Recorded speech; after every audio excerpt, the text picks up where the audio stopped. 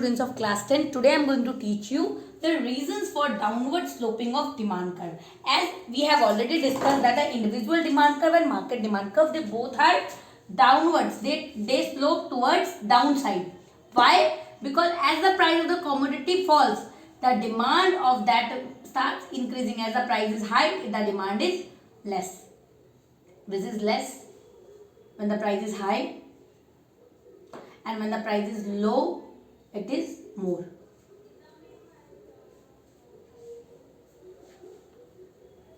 Okay, now see, the first is income effect. Income effect. When the price of any commodity falls, the demand for it will increase.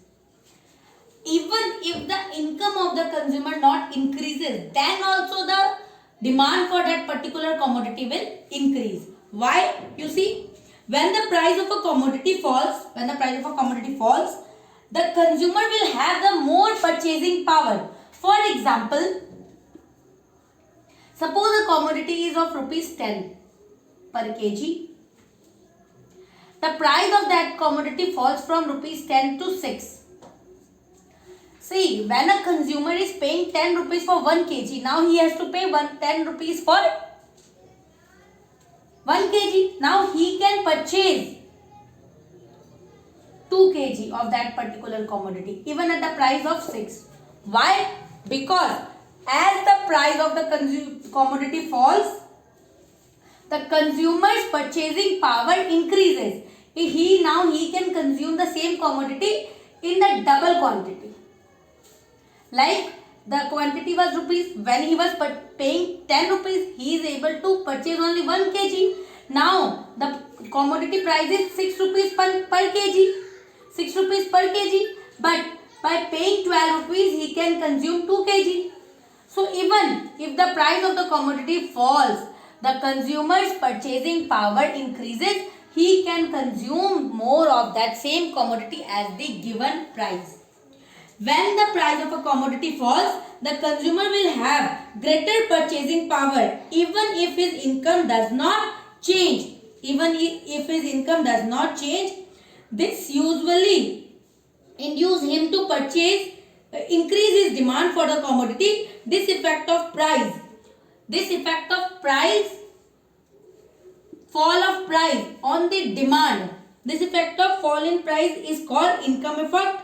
Because it is if the consumers increase income, if the price of the commodity falls, if the price of a particular commodity falls, it gives the consumer the more purchasing power. Like before the consumer was purchasing 1 kg of apple for rupees 10, as the price of apple fall from rupees 10 to 6, now the same consumer can purchase the same apples for 2 kg at rupees 6 per kg. Why? Because the price of the commodity falls. When the price of the commodity falls, it gives the consumer more purchasing power, so he can purchase more of that same commodity. This is called income effect. Next is substitutional effect. From the name, it is very clear that substitutional effect means we will talk here about two commodities. The commodities which are substitute each other. We will talk about that two commodities which substitute each other, like tea and coffee.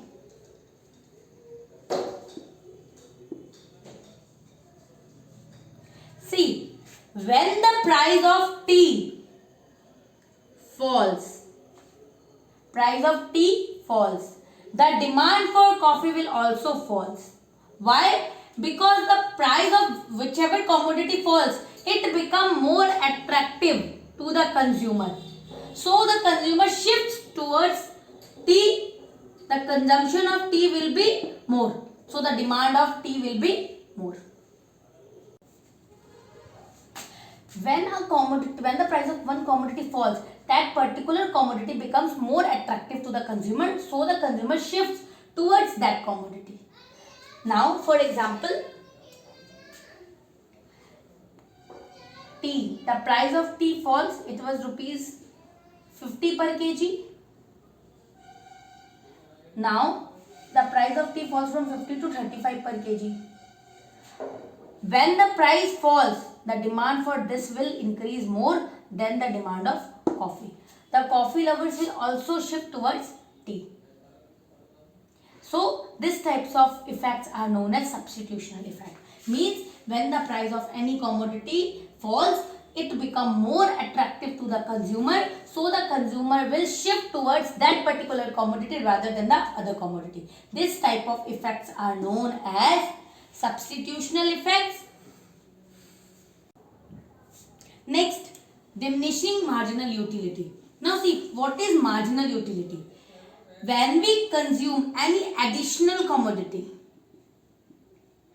additional unit of commodity, like I am consuming 5 and I have add one more of that commodity, one more unit of that commodity, it will be known as MU, means marginal utility.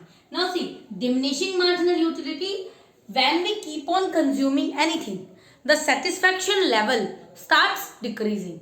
Suppose when you are very much hungry, if you will have one apple, your satisfaction level will be high. When you will have 2, it will be okay. When you have 3, you will be just. After that, when you have 4, 5, 6, 7, a time will come. One time will come when you will not willing to have that apple. That is called diminishing marginal utility. Means when you are fully satisfied with the additional unit of that commodity, but when you keep on adding it, 1 plus 1 plus 1 plus 1, you keep on adding it. At a certain point, your satisfaction level will start falling. When your satisfaction level will start falling, that is considered as diminishing marginal utility. Law of diminishing marginal utility. Now here, what you will do? You will start seeing that mu equal to P. Mux equals to P. Means the marginal utility and the price of the commodity. Suppose price of the commodity is 5. When you are having one marginal utility, your mu is 1. Rupees 5. 2 having, then rupees 5. 3 having mu, this is price. Up till 5, when it will become equal, like 5, 4, 5, 5.